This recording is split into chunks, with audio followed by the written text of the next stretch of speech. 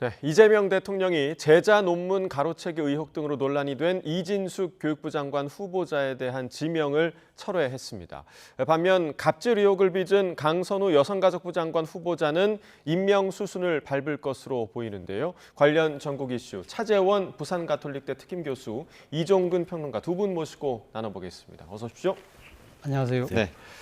자, 인사청문회 종합보고를 이재명 대통령이 받았는데 강선우 또 이진숙 장관 후보자에 대해서 어떤 결론을 내릴까 상당히 좀 주목이 됐었는데요. 우상호 정무수석의 브리핑을 먼저 듣고 이야기 나눠보겠습니다.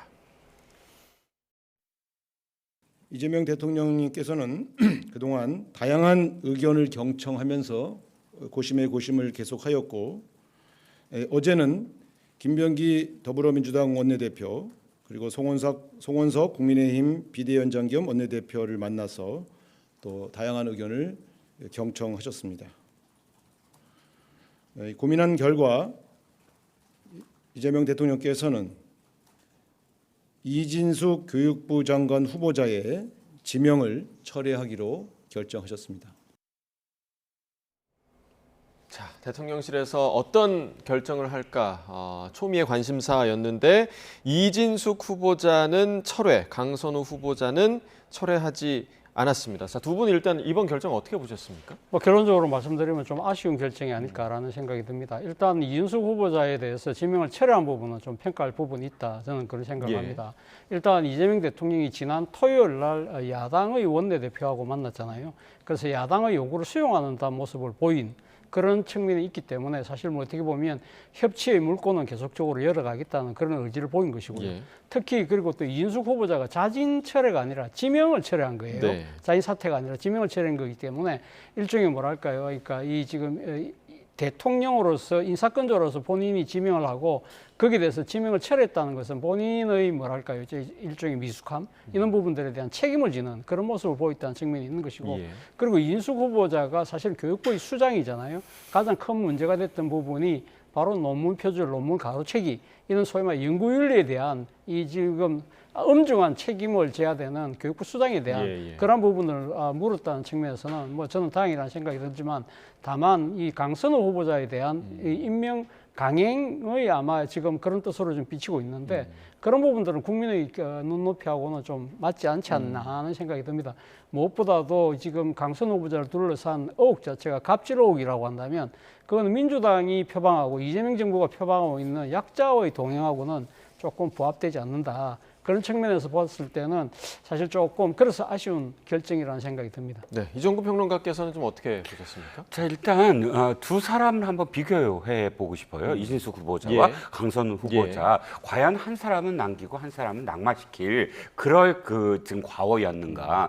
갑질이라는 측면에서는 둘 다 갑질이에요. 이진숙 후보자는 제자들에 대해서 논문을 가로채는 갑질을 했고, 강선우 후보자는 보좌진들한테 대한 갑질을 했습니다. 교수님께서도 말씀하셨지만 이 정당, 민주당이란 정당은 언제나 약자편을 서겠다고 해서 을들의 입장을 서겠다. 을지로위원회도 만들고 그 위원장이 지금 국회의장을 하지 않습니까? 또 이재명 대통령도 후보자 시절에 이재명이 두려운 이유, 그러니까 상대방이 이재명을 두려워하는 이유는 내가 평생 약자 편에 섰기 때문이다. 이렇게 이야기한 적도 있어요. 그렇다면 지금 제자 갑질은 지금 낙마할 사안인데 보좌진 갑질은 괜찮다. 이렇게 해석될 여지가 있잖아요. 저는 이게 두고두고 사실은 나중에 화를 미칠 것이다. 지금 득보다 지금 당장은 이게 이 강선우 후보자를 낙마시키면 거기에 대한 어떤 책임 또는 지금까지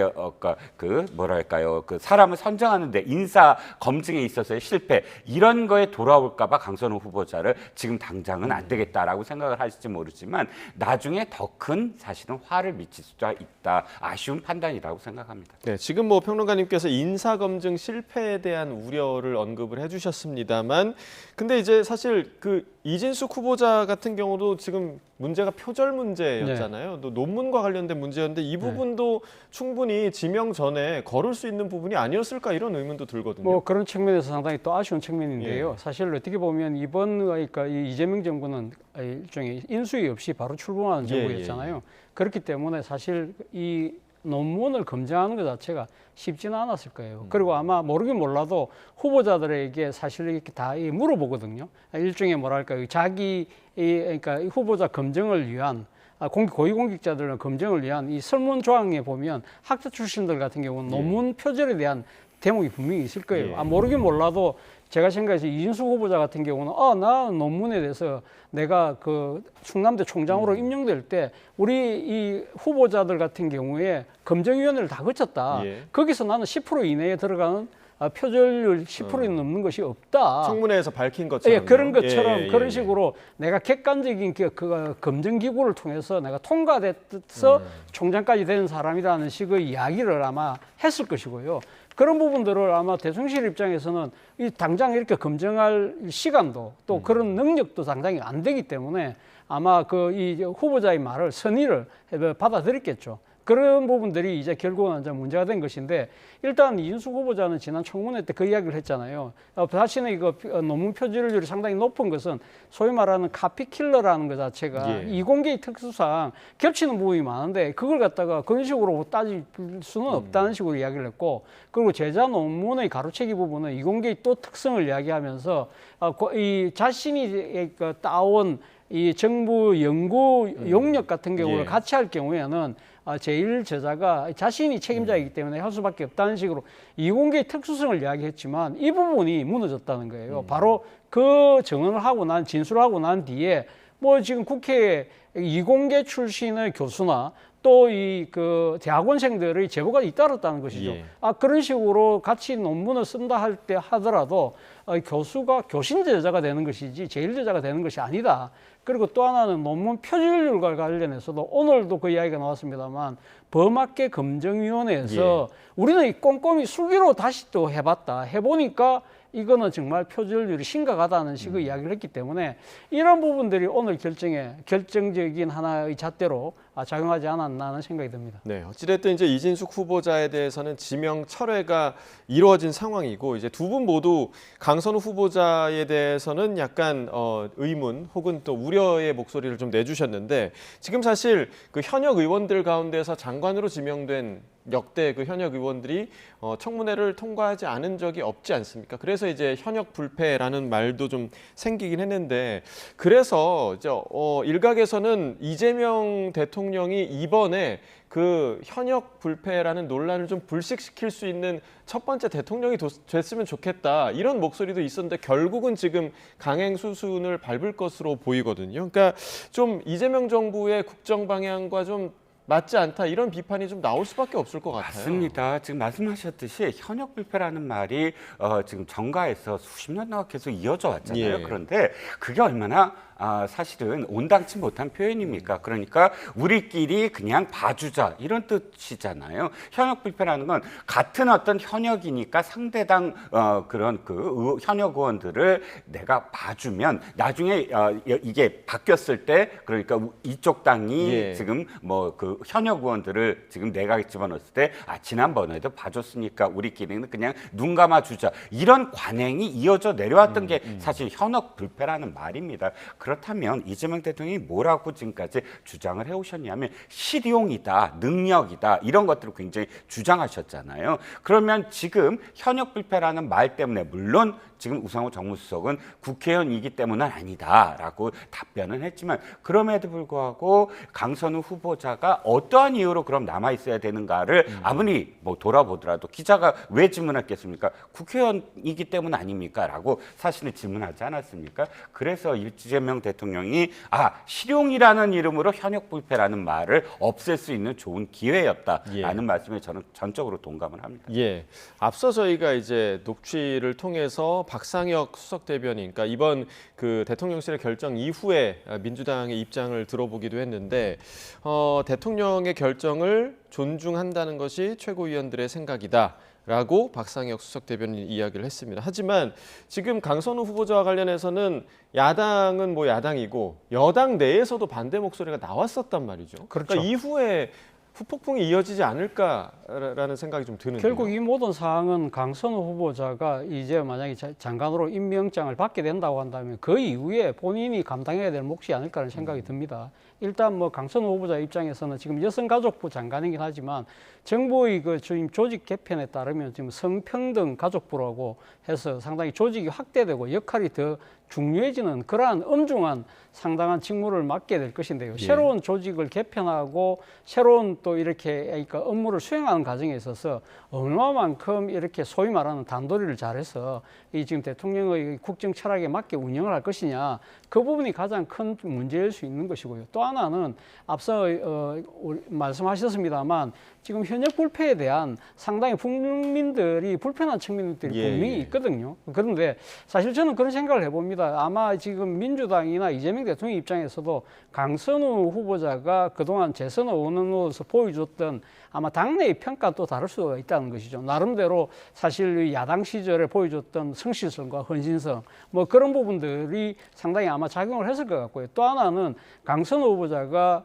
만약에 이번에 낙마할 경우에는 단순하게 이 지금 그러니까 이 장관직에서 낙마하는 것이 아니라 자칫 잘못하면 강선우 후보자의 정치 생명이 끝날 수도 있다는 예, 예. 것이죠. 그렇기 때문에 한 번쯤 기회를 더 주자. 그래서 이 기회를 본인이 어떻게 이걸 돌파하고 그리고 이런 부분들이 정말 국정에 짐이 안 될 수 있도록 돌파를 한다고 한다면 말 그대로 기사회생할 수 있지 않겠느냐. 한 번쯤은 더 기회를 주자는 것인데 바로 그 때문에 강선우 후보자가 사실 만약에 임명장을 받게 된다고 한다면 그동안의 국민들의 따가운 비판을 그 일종의 뭐랄까요, 그걸 갖다가 벌충할 수 있는 그런 이 나름의 역량을 보여줄 필요가 있지 않나. 그리고 또 한편으로는 좀 더 민심과 그리고 또 자신과 같이 일하는 동료 그리고 또 부하 직원들에게 겸허하고 겸손한 자세를 저는 보여야 된다는 생각이 듭니다. 아마도 이제 그 부분 때문에 대통령실에서도 고민을 하고 있을 때 후보자 뭐 장관직뿐만 아니라 개인의 삶에도 영향을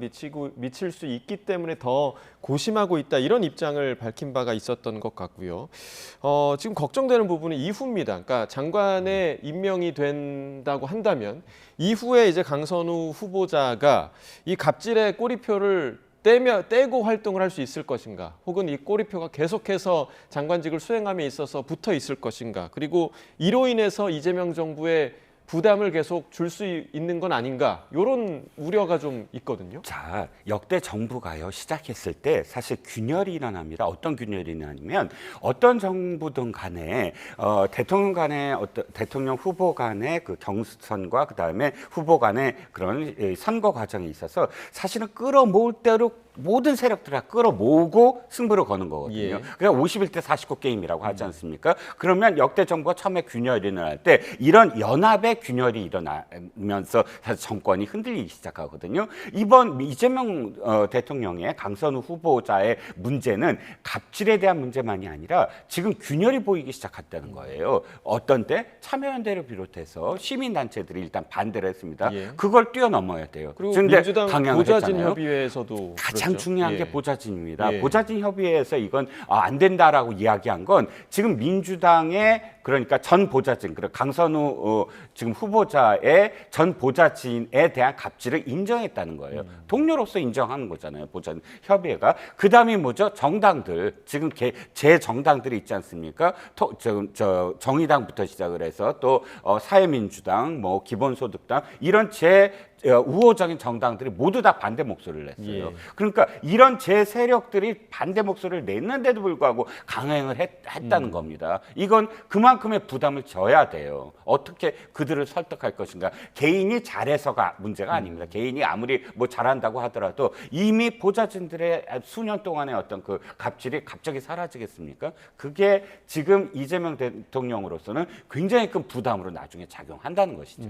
예. 앞서 그 교수님께서 언급을 해주셨습니다만 그 어제 여야 원내대표를 만났던 상황, 그러니까 송원석 비대위원장 그리고 김병기 원내대표 함께 이제 만났던 자리였는데 이 자리에서 이 인사에 관한 것들이 좀 조율이 됐을 텐데 뭐 그냥 단순히 생각해서 송원석 비대위원장은 훨씬 더 많은 후보자를 낙마시켜야 된다 이렇게 주장을 했을 것 같은데 이게 지금 협치의 결과로 나온 결과라고 좀 생각을 하십니까? 예, 앞서도 제가 말씀드렸습니다만 사실 이 지금 그동안의 이전의 정권들 보면 이런 인사청문회 끝나고 난 뒤에 야당의 의견을 수렴하기 위해서 대통령이 직접 야당의 대표를 만나는 케이스가 저는 거의 기억이 나지 않는 상황이거든요.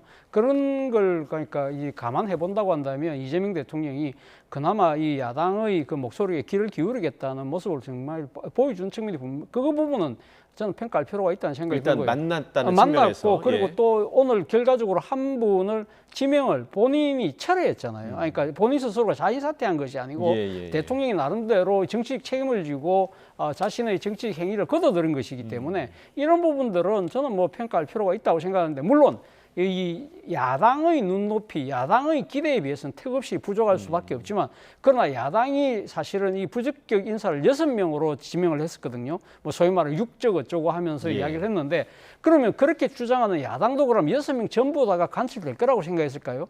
저는 그렇게 아닐 거고 딱 사실은 이 집중한 사람이 바로 이진숙 후보자와 강선호 후보자 두 사람이었거든요. 예. 사실 그래서 어떻게 보면 야당 입장에서는 여당 입장에서는 그래도 50%는 우리가 들어줬지 않냐, 우리는 할 만큼 했다 이야기하는 것이고, 그러나 뭐 지금 야당의 입장에서는 아니 그 말이 안 되지, 우리 6명 중에 그래도 최소한 2명은 해달라고 했는데 50%가 아니죠. 야당 아니다 입장에서. 그런 식으로 이야기하기 때문에 문제는 그러니까 나름대로의 계산법이 다르잖아요. 결국 이 부분에 대한 판정은 누가 하느냐? 결국 민심이 하겠죠. 예. 그래서 오늘 과연 그러니까 강선호 후보자의 임명 강행이 만약에 예정된 사실이라고 한다면 그 부분에 대해서 여러 가지 그러니까 정치적인 뭐 여러 가지 그러니까 책임 이런 부분들은 결국 이 집권 세력이 책임을 지고 가는 것이기 때문에 이런 부분들에 대해서 결국은 야당의 입장에서는 야당대로 나중에 또 정치적 평가가 또 달라질 수 있지 않을까 생각이 듭니다. 그러니까 이제 대통령이 결정 전에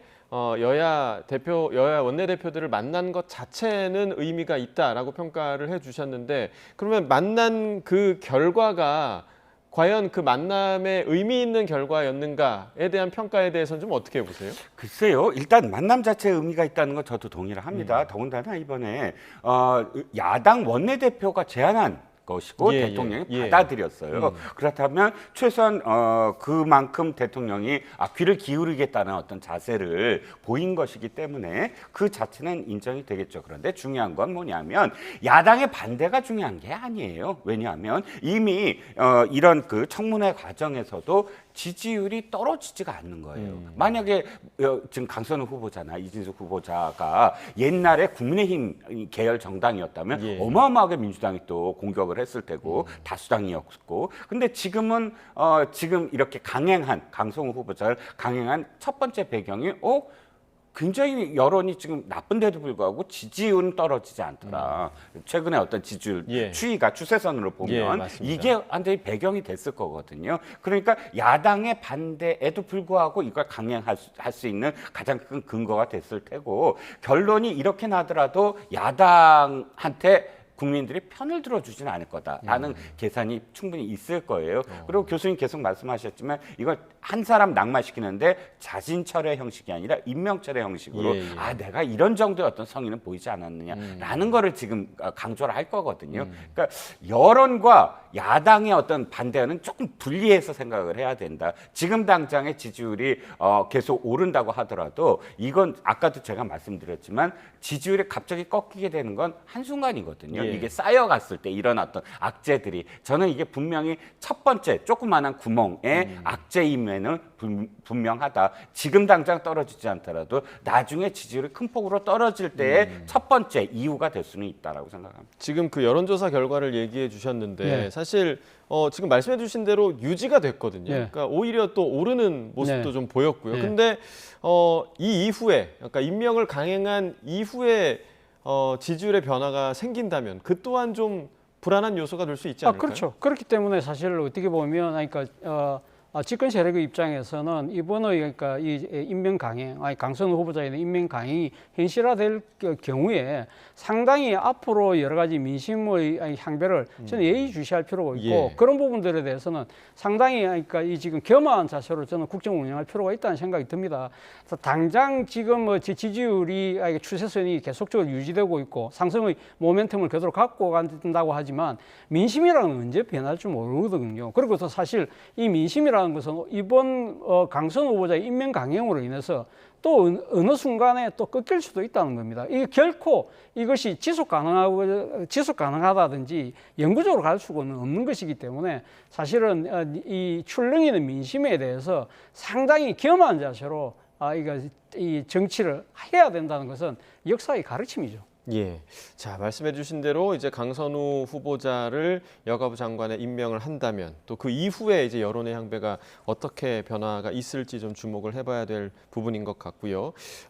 여야 양당의 좀 전당대회 관련 얘기를 좀 이어서 가보도록 하겠습니다. 그러니까 일단 민주당 같은 경우는 정청래 후보가 충청에 이어서 영남에서도 오늘 승리를 했습니다. 62.55%의 득표율을 보였는데 일단은 뭐 정청래 의원이 승기를 잡았다 이렇게 좀 봐도 되겠죠? 예, 뭐 사실 뭐 이 지금 초반 판세이긴 합니다만 지금 이 양 후보의 득표율 차이를 본다고 한다면 사실상 정청래 후보가 지금 승기를 잡은 것이 아닐까라는 생각이 듭니다. 어제 토요일 날 사실 그 충청권에서의 그런 그 득표 결과는 어떤 측면에서 보면 정청래 후보의 홈그라운드 뭐 지금 2점을 좀 탔다는 생각도 드는 측면이 있었거든요. 그런데 이번 영남에서마저 거의 비슷한 격차로 이겼다는 것 자체가 사실 이 지금 정청래 후보의 선거 캠페인 강한 개혁성을 지금 내밀고 있는 것이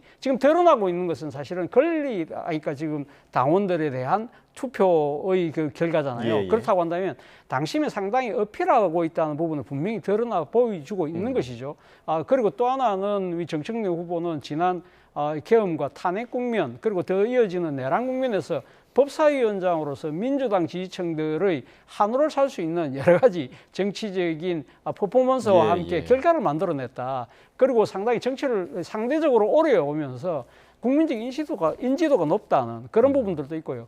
그리고 가장 결정적인 부분은 제가 생각했을 때는 소위 말하는 이재명 대통령의 그런 일종의 뭐랄까요, 그러니까 마음, 즉 이심이나 명심이 드러나고 있지 않다. 그런 측면에서 본다고 한다면 당원들 입장에서는 대통령의 입장에서는 누가 돼도 관계없다고 판단하는 모양이구나. 그러면 내 한 표는 나의 뜻대로 투표를 하겠다. 이런 성향이 상당히 두드러진 결과가 아닐까라는 생각이 듭니다. 지금 두 후보자가 캐릭터가 좀 다르지 않습니까? 그러니까 법사위원장으로서의 퍼포먼스 그리고 원내대표로서의 퍼포먼스. 그러니까 당심에서는 조금 더 강한 퍼포먼스를 좀 선호했다 이렇게 봐도 되는 걸까요? 네, 뭐 그런 점이 그러니까 잔상 효과죠. 예. 지금 남아 있는 어떤 그런 그 이미지에서 정청래 후보자가 훨씬 더 강한 이미지로 잔상이 남아 있다라는 점도 있겠지만 저는 또 이렇게 봐요. 그러니까 득표 활동을 오래 전부터 열심히 했느냐. 혹은 갑작스럽게 뛰어들었느냐의 차이도 있다. 예를 들자면 정청래 후보 같은 경우는 지난번 대선 과정에서 물론 이재명 후보를 도우는 그런 유세 현장이었긴 하지만 그러나 그때 당시의 기사를 보면 자기 정치를 위해서 호남 다니냐라는 식의 어떤 기사도 있었어요. 그러니까 호남에 엄청나게 뛰어들어서 그러니까 후보의 어떤 유세 일정과는 약간 별개로 당원들을 접촉하고 다녔거든요. 이게 그때도 나중에 전대 나올 목적이구나라는 식의 어떤 전망 기사가 있었어요. 이재명 대통령 호남에 상대적으로 많이 가진 않았거든요. 이번에 많이 안 갔어요. 상대적으로 정청래 이번 후보자가 상대적으로 꽤 많이 갔습니다. 그리고 또 한 가지는 뭐냐면 정청래 후보는 이미 그전 전대에서 수석 최고위원이 됐잖아요. 그러니까 최고위를 뛰었단 말이죠. 그러니까 전대를 뛰었단 말이죠. 전국적으로 어쨌든 유세를 뛴 거잖아요. 최고위원이 되기 위해서. 그런데 이번에 봤을 때 박찬대 후보는 원내대표 선거를 뛴 거예요. 즉 국회의원들한테만 그러니까 자당의 의원들을 상대로 했던 경험만 있죠. 그러다 보면 이미 전 전대부터 지금 전대까지 열심히 투표 활동을 해왔던 그런 정청래 후보가 훨씬 유리하지 않았는가. 이번 선거전도 사실 박찬대 후보는 뒤늦게 조금 출사표를 던졌죠. 이런 점들이 유불리가 좀 갈리지 않았나 싶습니다. 자, 지금 정청래 후보가 승기를 잡았다라는 부분에 대해서 두 분 모두 좀 동의를 해주신 부분이고요. 국민의힘 이야기도 잠깐 좀 해보면요. 다음 달 22일에 이제 전당대회 날짜가 잡혔고요. 오늘 김문수 전 고용노동부 장관이 전당대회 출마를 공식 선언을 했습니다. 출마의 변을 듣고 오겠습니다. 저 김문수는 오늘 비장한 심정으로 국민의힘 당대표 선거에 출마할 것을 선언합니다. 저는 당대표가 되어 이재명 정권의 폭주를 막고 자유민주주의 대한민국을 더욱 위대하게 이끌어 나갈 수 있도록 국민의힘을 혁신하겠습니다. 자, 지지자들의 환호성 소리도 저희가 좀 들을 수 있었고요. 근데 그동안 전당대회 출마에 좀 부정적인 모습을 보였던 거 아닌가라는 생각이 들었는데 출마 결심한 배경이 좀 어디에 있다고 보십니까? 근데 뭐 말은 그렇게 했지만 상당수의 전문가, 대다수의 전문가들은 김문수 전 후보의 출마를 기정사실화하고 있었거든요. 예. 사실 뭐 지금 오늘 출마의 변을 들어보면 어떤 이렇게 착각이 들 수도 있다고 저는 생각하는데 마치 대선에 다시 출마하는 듯한 느낌을 지울 수가 없거든요.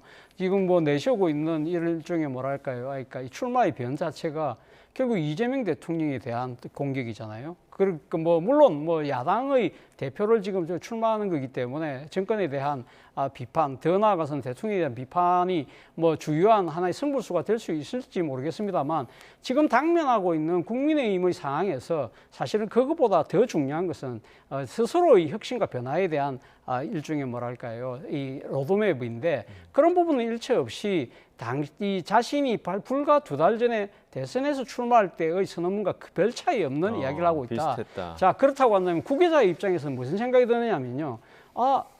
드라마 재방송을 보는 듯한 느낌을 지울 수 없다는 것이에요. 이제 예를 들면 지금 김문수 후보를 비롯해서 지금 주요 후보 중에 지금 안철수 의원도 지금 출마를 선언했지 않습니까?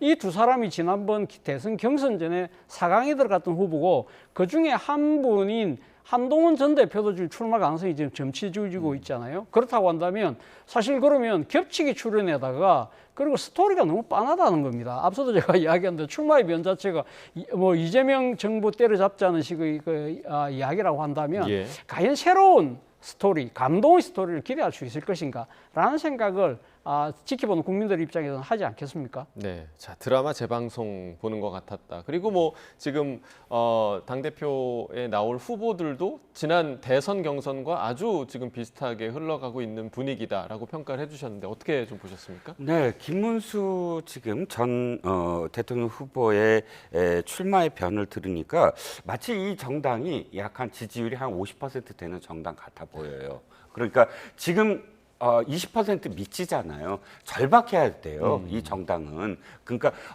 이 보수 계열 정당이 물론 막 9%까지 떨어진 적도 있습니다만 10% 미만으로 된 적도 있습니다만 그러나 추세선을 보면 대선 이후에 어마어마하게 지금 하락하고 있거든요. 5월 한 둘째 주부터 시작해서 물론 여론조사 기간마다 다릅니다만 그렇다면 김문수 후보, 그러니까 뭐 김문수 전 대통령 후보는 두 가지 점을 얘기해야 돼요. 자신의 어떤 책임. 그러니까 지지율이 떨어진 건 지난 대선 이후에 그 결과잖아요. 그러면 본인이 후보였으니까 본인이 책임을 져야 되는데 왜 나왔는가에 대한 답이 나와야 돼요. 그래서 국민들을 설득해야 되고 그다음에 두 번째는 뭐냐면 이 지금 절박한 진짜 지지율이 정말 땅에 떨어지고 있는 이 정당을 어떻게 살리겠다, 어떻게 바꾸겠다, 살린다기보다는 국민들한테 하는 이야기는 이거예요. 약속을 해야 돼. 어떻게 바꾸겠다. 그런데 양쪽 다 전혀 없어요. 그리고 뭐 정확하게 지적을 해주셨지만 대통령 후보 시절에 했던 그 출사표랑 거의 비슷하거든요. 지금 이재명 대통령이 잘못하고 있다. 그런데 국민들은 이재명 대통령이 잘못하고 있는 점도 분명히 있을 수는 있겠지만 이 정당이 잘못하고 있는 점을 이야기하라라는 게 지지율의 지금 뜻이라고 봐요. 그렇다면 김문수 후보가 지금 나오는 것에 굉장히 지금 공을 들여서 나온 건데 사실 그렇다면 지금 초점을 잘못 읽고 있다. 이런 전략으로 가능할까라는 생각이 듭니다. 오늘 근데 그 기자회견 자리에서 윤희숙 위원장이 내놨던 그 인적 쇄신안 같은 경우는 자해 행위다 이렇게 언급을 했거든요. 네. 그러니까 이 부분도 지금 잘못 짚고 있는 겁니까? 아니요, 이 부분은 왜 이렇게 짚을 수밖에 없느냐? 김문수 후보는 이 당에 세력이 없어요. 물론 지금 방송에서 보시면 꽤 많은 전직 의원들이 있겠습니다만, 그러나 보시면 현직 의원 보이시나요? 오늘 제가 좀 전에 동영상에서는 현직 의원을 보지 못했어요. 예. 그러니까 전에 했던 그러니까 뭐 박계동 의원 같은 경우 거의 한나라당 의원 시절에 의원을 했던 뭐 그런 전 정치인들 위주로 보입니다. 그러면 지금 이 안에서 다시 뛰어들어서 세력을 형성을 하고 연대를 하고 하려면 기존의 기득권과 손을 잡을 수밖에 없어요. 워낙에 서로 성향이 좀 맞잖아요. 뭐 김문수 후보 같은 경우는 옛날부터 뭐 그 정광훈 목사와 손도 잡았던 어떤 예. 그 전력도 있고 하다 보니까 지금 다시 이 안에서 내세력화를 하려면 윤희숙 혁신위원장이나 혹은 비주류가 이야기하는 주류의 교체 이건 안 된다. 주류와 손잡을 수밖에 없다. 예. 그러면 주류 편에 서서 혁신이라고 해서 인적 쇄신은 안 돼라고 선을 그어줘야 이 주류가 손을 잡아주지 않겠습니까? 예. 그걸 정확하게 표로 읽어가면서 지금 내놓은 전략이 아닐까 싶습니다. 자, 차 교수님 마지막으로 예. 이번 그 국민의힘 전당대회가 예. 당의 분위기를 좀 바꿀 수 있는 반전의 계기가 될 수 있다고 전망하십니까? 글쎄요, 뭐 저는 앞서도 말씀드렸지만, 그러니까 지금 그러니까 주인공, 그러니까 주연 배우들이 우리가 너무 그러니까 지난 2달 전에 봤던 익숙하다. 분들이 익숙한데 문제는 물론 뭐 이 주연 배우들 중에서도 좀 새로운 목소리를 낼 수 있는 후보들도 있긴 있죠. 그런데 지금 이 룰 상황으로 보면 경선 룰 상황으로 보면 사실 기득권 구조를 허물기 힘들다는 겁니다. 지난 대선 경선 때만 하더라도 당신과 민심이 5대5로 그러니까 반영되는 분위기였는데 이번에는 8대2거든요. 당심이 압도적으로 8대2입니다. 그렇다고 예. 한다면 강성 지지층들의 입김이 아주 큰 이 국민의힘 상황에서는 새로운 변화와 혁신을 이야기하는 목소리가 구조적으로 이길 수 있는 상황이 아니라는 겁니다. 네, 알겠습니다. 부정적인 전망을 내주셨고요. 오늘 두 분의 말씀은 여기까지 듣겠습니다. 차재원 부산 가톨릭대 특임 교수 이종근 평론가와 전국 상황 이야기 나눠봤습니다. 고맙습니다.